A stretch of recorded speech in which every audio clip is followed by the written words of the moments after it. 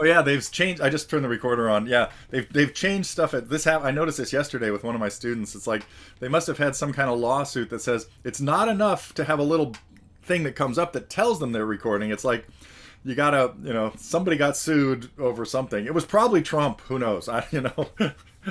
So The lawyers got there, so yeah. sure there was some action and yeah. But working on, let's see, I've continued working on Fire and Rain, and that's continued working on that, and then continued working on, or actually really kind of started working more on Take It to the Limit, Oh yeah, yeah.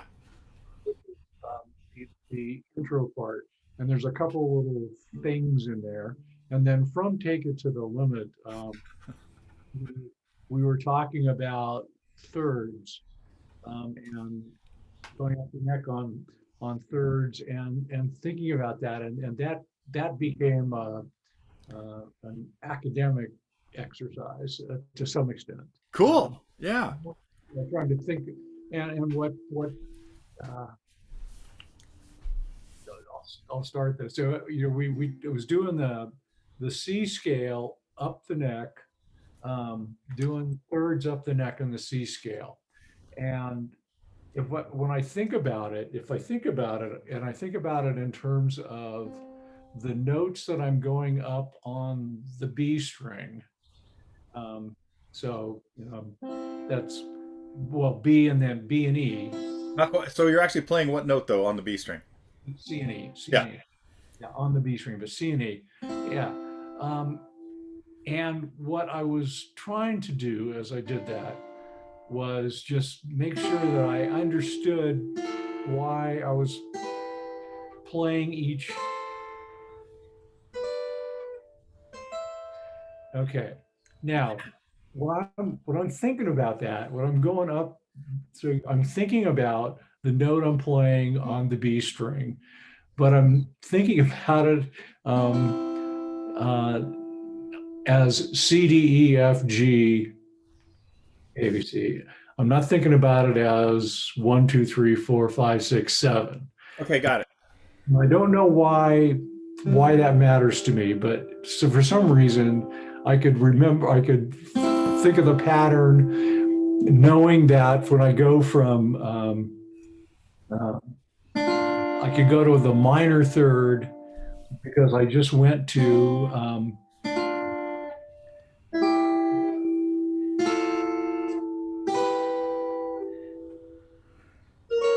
ooh, that really sounds bad when you do that. Right. One bad note can like mess up your whole. It's like now I can't even find the right one. It's like you're. How do I get back? Yeah. Yeah, it's part of the thing. I was, just thinking about the shape.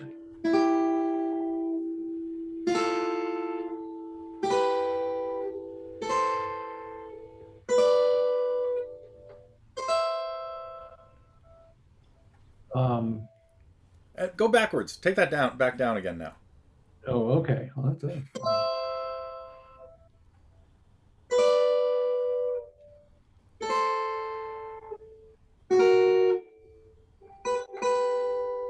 Right.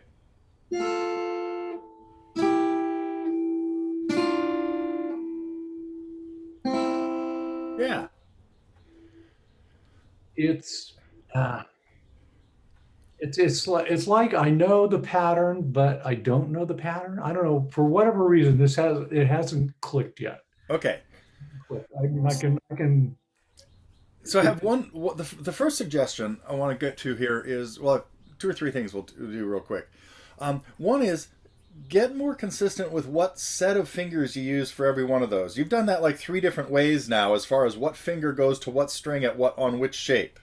Yeah, Okay, exactly. so we got to make a decision and stick with it. And so I would usually start the first one, like you started the first time. You started the first one with your second finger on the C, Yeah. right? But that's okay. I normally wouldn't do that there. I would use my first finger, but that's the last time that finger's ever going to be on that string because you can't, that. Okay. But then when you go to the next one, whenever you've got the ones that are a minor third apart, it's obvious that they should be your first and third fingers, like you just did. right? So you were consistent with that because there's not really another choice there, you know. And so when you went to the second, the net. Okay, so now we're thinking of that as note or chord number two. Now you're on chord number three. So try to tie these to the chord numbers in the key because you know that that goes major, minor, minor, etc. Right. Right? And so now you're thinking you're on chord three, Okay. right? And now when you go to chord four, first of all, it's going to be the other shape because you know this is going to be major. And you have to decide one of those fingers is going to stay on the same string that it's on. Now Right. it could be either one, and this is where I kind of like want you to make a call and stick with it. Okay, so sometimes you've gone to your second and you've kept your third finger right. Okay, now so that's one choice, and that's actually what I'd recommend. But the other choice was to keep your third finger on the second string and go with your second and third fingers. Right, and so sometimes you did that, and sometimes you did the other one. Yeah.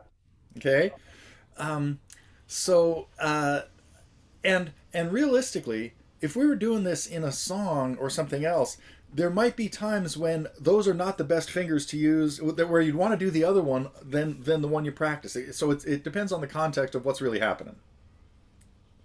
But okay, and but the key thing that I missed before, and I rewatched the lesson or watched the lesson again, and I think I missed this was think chord shape as opposed to note distance. I think so. Yeah, yeah. That- Explain that to me more. Okay, so if I'm thinking chord shape here, then this is one, it's a major chord, Right. and this is two, and that's a minor chord. Three is a minor chord. Four is a major. Five, five's a major. Six is major. No, we only have three majors. No, it's not. Yeah, no, it's not. Yeah, it's not. So you've got it right. But see that. So go back to five. Where was five again? Right. Five. Yeah. Now not with those two. Oh wait. Okay. Yeah, that's good. For a minute, it looked like it was your first and third fingers on that, but you got first and second. Right, good. Okay. So that's five. And don't forget, the number of the chord or note you're on is on the second string. The second string is like your reference point here, right? Right. So you're looking at that note that your second finger is on right now, and Right. you're thinking of that. That's five. Right. So that's how you measure where am I going to six, because you know the distance from five to six is a whole step, Little step. right? So that's what has to go up a whole step, but then you have to be in the minor shape, right? Yeah. Right. Then Okay. I'm another whole step is seven, Right. the minor shape. Right. Then I'm going to back to our home here. Yeah. And you know what? Even if you used these two fingers for most of the majors, when you get that far up the neck, especially without a cutaway, it makes more sense to do it with your second with these two fingers because it's much easier on your hand to not have your first finger go all the way to the 12th fret. Yeah. Yeah. So what I just said a minute ago about trying to be consistent with the fingering is and I said there are contexts that'll make things change. And right now, when you get up in that neighborhood, that's a good time for this to change because that's a lot more comfortable with those two fingers than with your first and second. It kind of felt like I should go there. Yeah, yeah, yeah. So now, one other little sideline is that don't forget we're calling these chords, and they're part of the chords, right? They're the root and the third of each chord, but we're not playing the full triad. Right. And so, but when we play full triads on those, we only have three majors and three minors, and chord seven is diminished. But the first third in a diminished chord is a minor, just like minor. Okay. Let me go through that again. Okay, so in every triad, now we're talking about three. We're only doing two notes here. We're just playing thirds, not triads, right? And sometimes when I start having this conversation, those two words will get crossed up, either in your head or in my mouth. It's like so sometimes I will say the wrong thing when I'm talking about triads and thirds. So when we're talking about thirds, we're talking about two notes. We're talking about triads, we're talking about three notes, right? So we're only playing thirds here, but each of these thirds is associated with one of our triads in the key. And when we have a triad that's major, we have a major third from 1 to 3. Right. And when we have a triad that's minor, we have a minor third from 1 to 3. And in the case of both the major and the minor triad, the other third from 3 to 5 is the opposite of the first one. Mhm. Right? So in a major triad, we've got a major third, then a minor third. Right. And in a minor one, we have the reverse. Right. But a diminished one is minor minor. Because the diminished triad has a flatted fifth from the minor chord. So it's a flatted third and then a flatted fifth, right? But that still means that that third number one, the first third in the diminished chord, is just like it was minor. Right. Okay? So we only have two different shapes going up the neck because we only have minor thirds and major thirds to choose from Right. for all 7 triads. Right. Yeah. Okay. Anyway, so if you okay, so the next thing was, now you're thinking of that in the key of C, but it'd be better again for you to be thinking of the number of the scale that you're on the second string, right? So now do the same thing in the key of D. So where are you going to start for the key of D?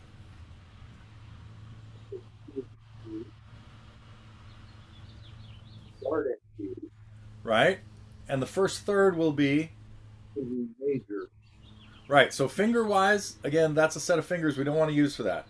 Right. No, this is not the set of finger values. It could be either one. Yeah. I again kind of vote for finger one being for that. Yeah. For that Oh, for your major shapes, and then so that this finger doesn't leave the first string until you get way up the neck. Like if you start running out of space, then we yeah, yeah, yeah. worry about it. And actually, this is about the last key that we're going to be able to comfortably do before you run out of real estate up at the top anyway. Okay? So this is one in D, a major chord. Um, this is two. No, it's not.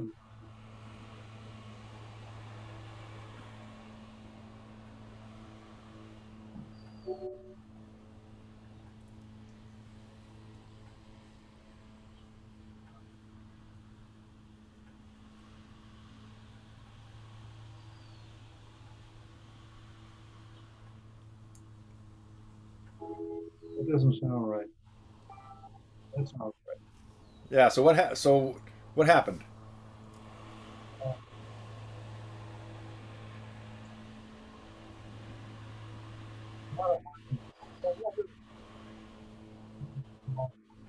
Okay, here we go. Okay. I got it. Now I'm back. Okay. Okay. Okay. One's a major chord, two's a minor chord. There you go. Here we go. Three is a minor chord. So we're crossing the divide here. So don't forget the second string, the note you have on the second string is your chord number. So how far are you going from this number to the next number? Well, I'm going, in this particular case, going to number 3. Right? So how far is that note going to move? Going to move half step. We're talking about 2 to 3 in the scale, right? Yeah. There you go. So yeah, good. Start again.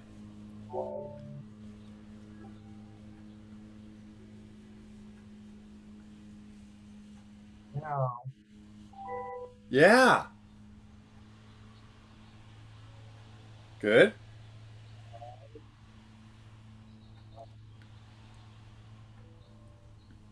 Yep. 7. Yeah. Yeah. Okay. Yeah. So you just do that again. Do it again. Do that one more time. Let's run it through it again.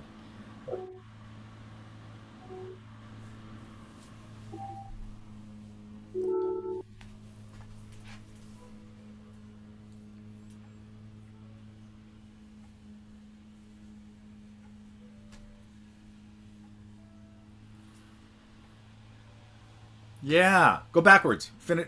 Take it back home. Okay, so this is 8. And this is 7. Careful. No, no, no. Ooh, Yeah. And could you hear that? It's like, wait a minute, something's wrong, right? Yeah. 7. 7.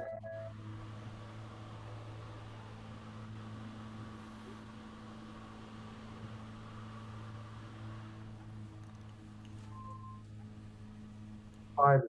5. Good. Yeah, yeah. 5.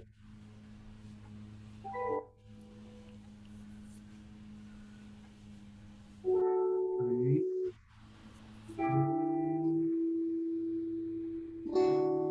Yeah. Okay, so see, now you did what you were just not doing in the key of C, which was doing it numerically rather than alphabetically. Yeah. Okay. Because I don't know if you could even right off the top of your head tell me what notes are in the key of D. Do you know that? Off the top of my head, I'd have to walk through it. Good. Okay, yeah. So see, that's what I mean. You were seeing the shapes and hearing how they relate without going through the math of figuring out, well, what are my sharps in the key of D, which would not be that wouldn't be a big obstacle either. But it's just one of those things, because right now it'd be just as easy now to do this in the key of D flat. You could start at the first fret and do the same thing. Oh, Try it. okay. So B flat is start here. Yeah. Okay, so it's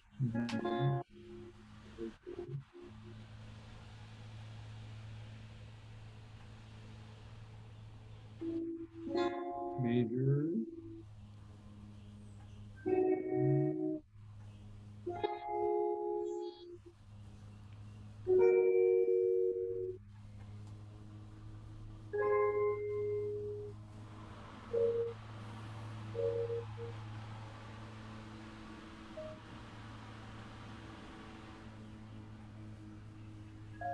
Yeah. Yeah. Okay, I get that. Okay. So one more now little diversion. Back to the key of D. Play the first three, just the first three in D, 1, 2, and 3. Actually, go all the way to 4. Do 1, 2, 3, and 4. 1,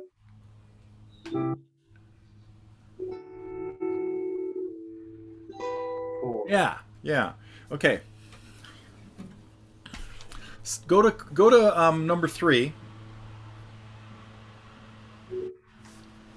and do this.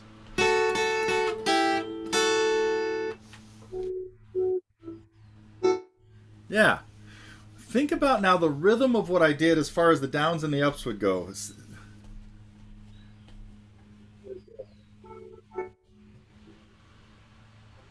On the up. Yep, that's going to be an up. Good. And the one following is an up too. Do you hear that? Do you feel that? Yeah. Yeah. Good.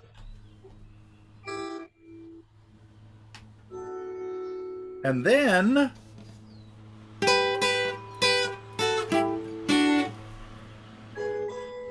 not quite, not quite. What number are you at there? Ooh,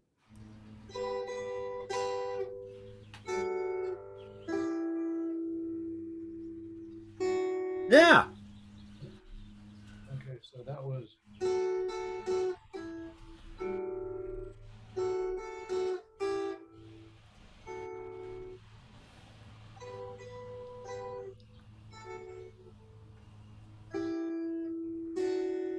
Yeah. we're in D. We end up there when we resolve back to D right there. Right. We actually start on the two, or the No, three, three. three, yeah.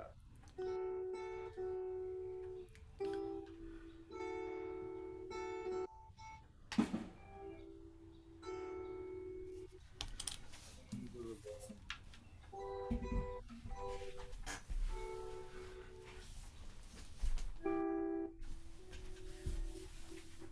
is that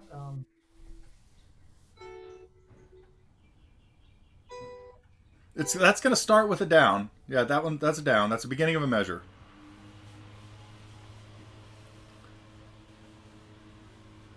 That's going to be a down too. If you think about the rhythm in there, da da da da da dum.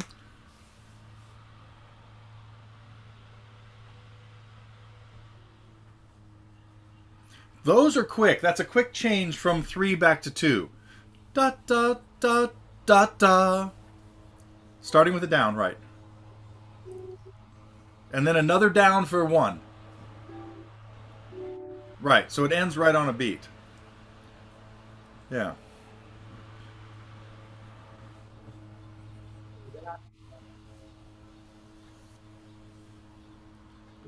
that by going through this, getting the rhythm right there. But this song, the Margaritaville, is in D. Right. And so, if I think about the core of the song, it follows that same rhythm pattern after the intro, right? Well, if I was going to tell somebody to just do a strumming pattern throughout the chords here, um, the rhythm of what he sings is close to that, but it doesn't start on beat one because the vocal would start. It'd be this, right? First of all, I would usually have people just do the normal folk strum for this. But then the vocal doesn't start on beat one. It comes in later. Nibbling on sponge cake. So it's always late. Watching the sun bake. All those tourists covered with... We must need a chord change there. What do you think it's going to be? So, Could you hear that we had to change right there? oh, yeah. Okay. What are some choices? Well, our choices are going down. So the choices are E,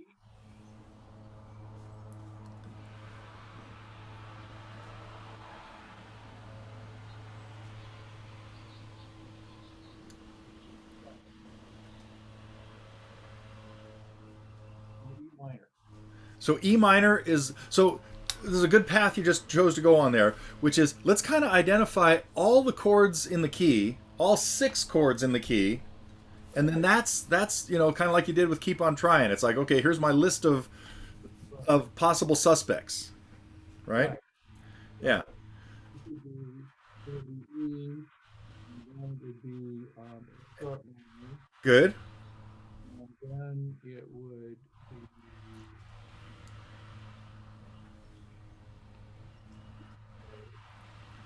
Not quite. What? What? What was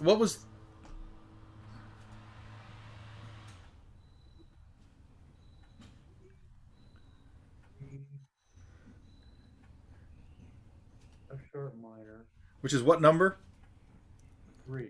Okay, good. So F sharp minor is 3. We had 2 minors, E minor and F sharp minor, Sharp and minor next is is a major, so it's going to be key of D.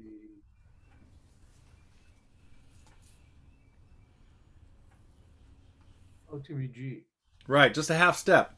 It's G major. Yeah, yeah, yeah. So you kind of got caught up in. Yeah, G major. Um,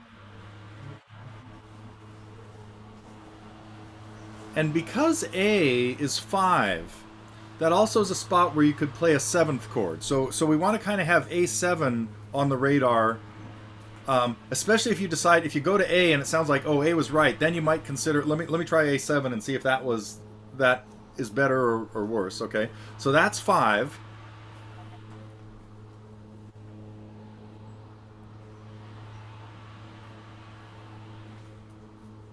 And there you go, that's 6. Yeah.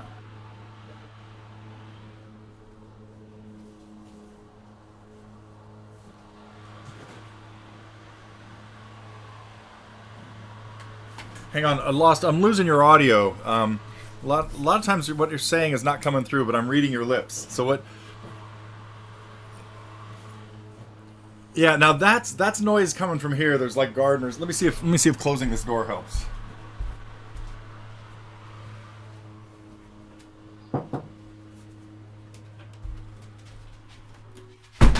Maybe and the window. No, it's my neighbor mowing her lawn.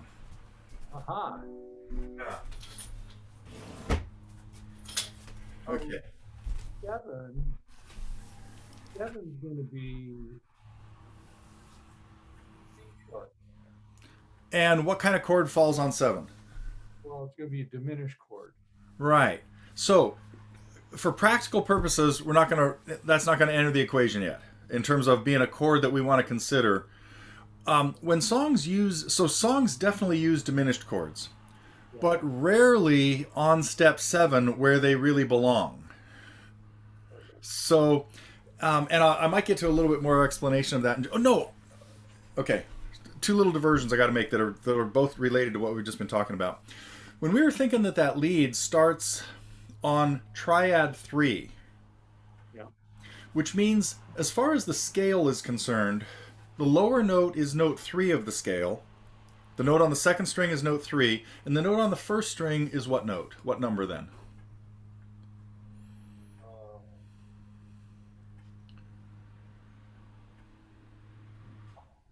Yeah. So when you play what we've been calling triad third, number 3, Uh-huh. if we were talking about triad 1, it has 3 notes in it. Right. And they're 1, 3, and 5 of the scale. Right. So third number 3 Yeah. is also in triad number 1. It's the second third in triad 1. Okay. Because again, triad 1 is made up of notes 1, 3, and 5. Right. And 3 and 5 are what we're calling third number 3. Right. So every third that you just played all the way up the neck, Yep. we're identifying by what chord number they would be the first third in. Right. But every one of them is the second third in another triad. Okay. Okay. I got Okay? that. So every pair of notes you played in there is actually in 2 different triads. Right. And that's the case with triad number 3. It's part of chord number 1. It's the other triad in chord number 1. Right. Okay. So that's why the first chord in the song is a D chord, even though that melody starts with the third and fifth notes of the chord. Okay. Okay. Make sense? I got that. Yeah. Okay. Yeah. So chord number 3 is F sharp minor. Yep.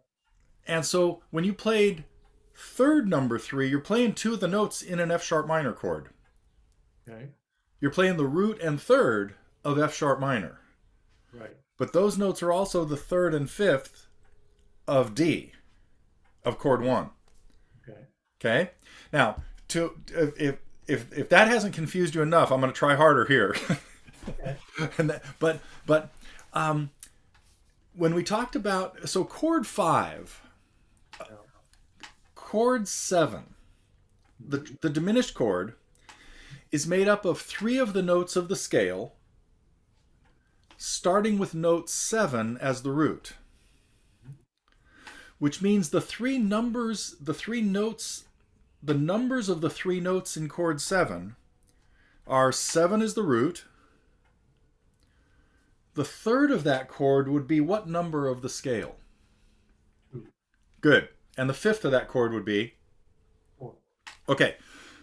So triad number 7, the diminished triad, is made up of notes 7, 2, and 4. triad number 5 is made up of what numbers? Um, 5, 7, and 2. 5, 7, and 2. And 7 and 2 were in the diminished chord. And if we make chord 5 a 7th chord, we now have 5, 7, 2, and 4.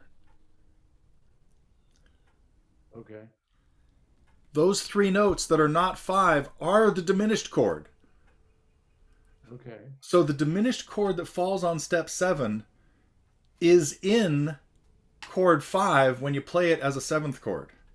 So when you play A7, if you played an A7 Yeah. and didn't play any A's, if you just make sure I'm not playing an A in here, I'm playing the other 3 notes, Uh-huh. that's a C sharp diminished chord. Okay. Okay?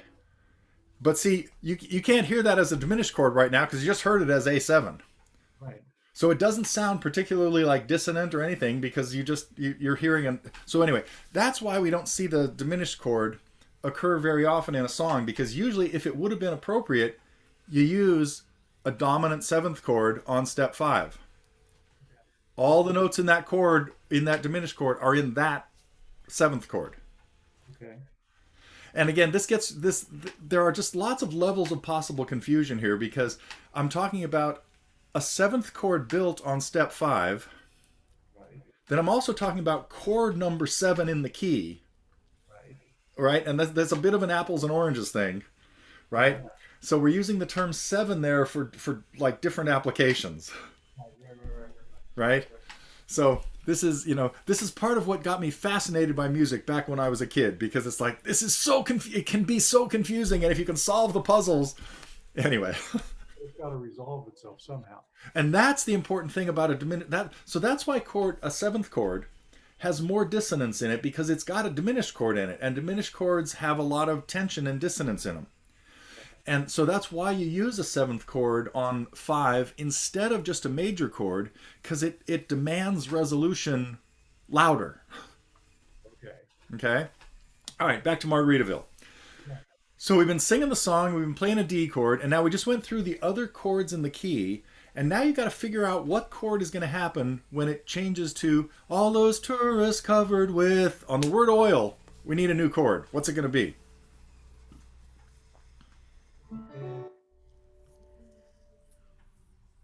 Nope, not that one. Good, not that one.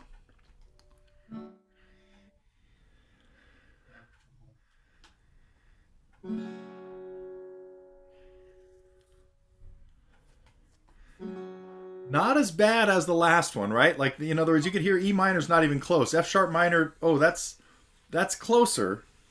But let's go ahead and try every one and see if one jumps out and grabs you. It might be that.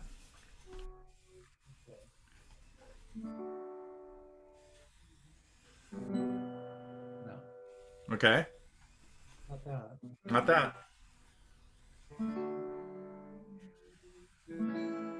Ah, there we go. There you go. That's where our A7 is the answer.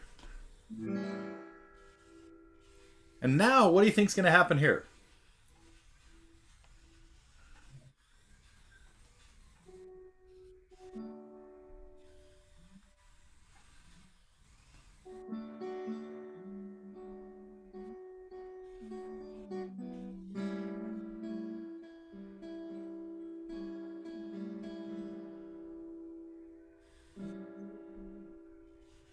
Yeah, it doesn't change there. It stays.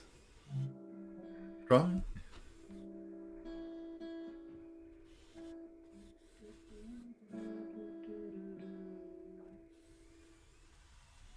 Now I'm going somewhere like here. No. No. Oh, it goes back. It comes back home. Yeah. Okay. Yeah. Yeah. Okay. Yeah. Okay, but then we get to the So hang on a second. Okay, because you just did like a half a verse, and all that happened there was a long set of Ds. It went to A7. Long set of A7s. It came home to D, right. and it does all of that again. Okay, so like the second half of the verse is just like the first half. Right. Okay. Smell those shrimp, they're beginning to boil. And that's back home to D. And then obviously the chorus doesn't start on D. It's like you can hear there's a chord change coming up. I got to go somewhere else. Yeah, now we're going high. It feels like we're going higher. No, it's not there. Oh, it might be that. Yeah. Yeah.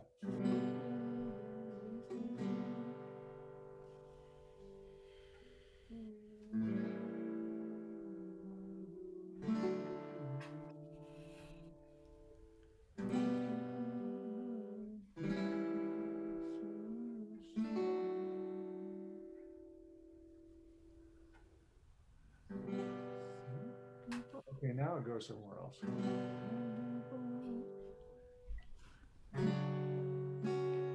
No, not there. Now the reason you okay, keep trying. Okay. You're right though. This starts on G just like the other two lines did. Goes. Now the melody goes up. This is what's kind of driving you here. Is you're hearing the melody is different here than what it was a second ago. Yeah. So you're at the some people claim, right? So you're looking for the chord for some people claim. You're looking for the chord for claim.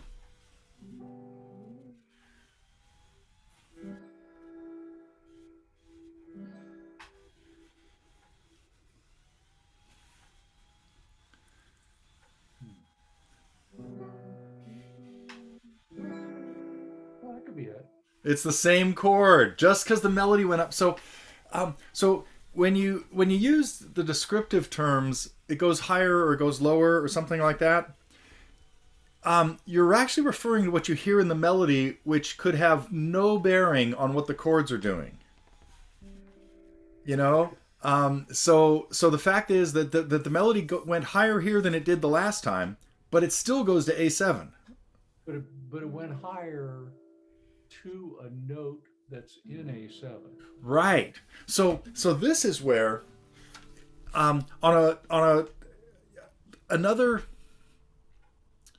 path for solving this problem, like trying to figure out the chords, like what we're doing here is a little bit of throwing darts at, we've got these 6 chords up here and it's like, at least you can hear, and this is great that you're doing this without us actually listening to the song, because you've never listened to this song like that to try to figure out the chords, I don't think.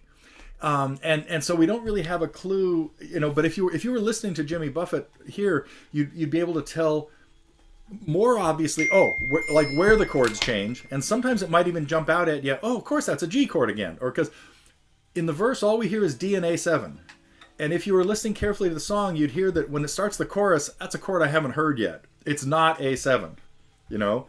So that's what I mean. When you actually can listen to it, you can get some other clues, right? But so we're trying to build this up just from like you singing the song in your head, which is tougher. I mean, we're sort of handicapped. We're also though looking at a relatively basic song. You know, we're not looking at a song that's going to have 17 chords in it, right? It might not have more than these 3. I'm not going to commit to that yet. But anyway, so if you can pick out the melody.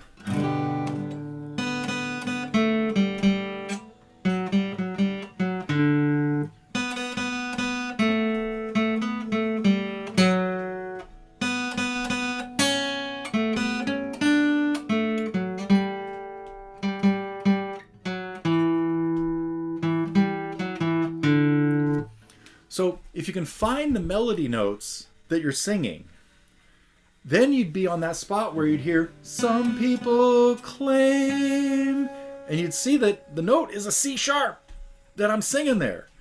So then you could look at all the chords in the key that include that note. But the other thing is, it might become painfully obvious as soon as you see that C sharp, you think, oh, that's in my A7 chord, and there it is, you know. So picking out the melody and knowing what note you're trying to identify, you're trying to find a chord for, is like another big clue in the whole situation. Now, actually, when you did something here once so that's C sharp. is also in F sharp minor. If I was playing an F sharp minor chord, I'd have the C sharp on, right? And you could hear that you could play F sharp minor there and sing that, and it would not sound bad. Some people claim that there's a woman to blame. Now, I just played a whole bunch of chords that were wrong, Right. but it could have gone like that, you know. But he made this real simple and basic, pretty much stuck to the three main chords, 1, 4, and 5, as a seventh chord, with one other big twist. And then we'll leave that here probably for now. And that is that leading into the chorus, which is going to start on G, a lot of times what you would do when you're, especially when you're like at a transition into a new section, or we're going to hear the G chord for the first time, is we could use a secondary dominant chord. And I think, did we talk about this in Keep on Trying at all, or anything else? Do you know what I'm talking about? Secondary dominant chord. Oh, I don't remember. Okay, yeah. So dominant is the word for chord number 5. The same way chord 1 or note 1 is called the tonic. Right. And so dominant, the word dominant in music means it's the fifth of something. And in this case, in terms of, so our A7 chord is the dominant chord. It's dominant to D being our tonic chord. Okay. And usually you play, in order to make a chord, what we call a dominant seventh chord, you play A7 instead of just A. Okay. Right? And as a matter of fact, the chord A7 only occurs in the key of D because the fifth step of the scale is the only place that that type of seventh chord falls naturally. Okay, so we don't need to go into the geometric proof of that just yet, but you know, you can take my word for it that if I told you a song had D and A in it, and I said, what are some keys that would include those? The answer to that is there are two keys that include a D chord and an A chord, and they're the key of D and the key of A. Like both those chords are in each other's key. But if I said it had a D7 in it, that can only be in one key. That means it has to be chord 5. Okay? And so, so what key would that be? That would be the E7 would be in the key of G. Right, okay? And if you think about songs you played in the key of G, you might see D7s in there. Tequila Sunrise or Take It to the Limit is in G, isn't it? No, it's in D, right? No, it's in G.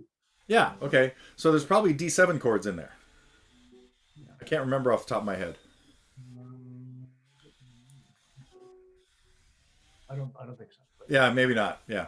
Anyway, so the end of this story is that every chord in the key, other than one, has its own dominant chord that you could use that's not in the key we're in, but it would be in the key of that chord. So like if we're talking about the A chord in the key of D, A is chord number 5.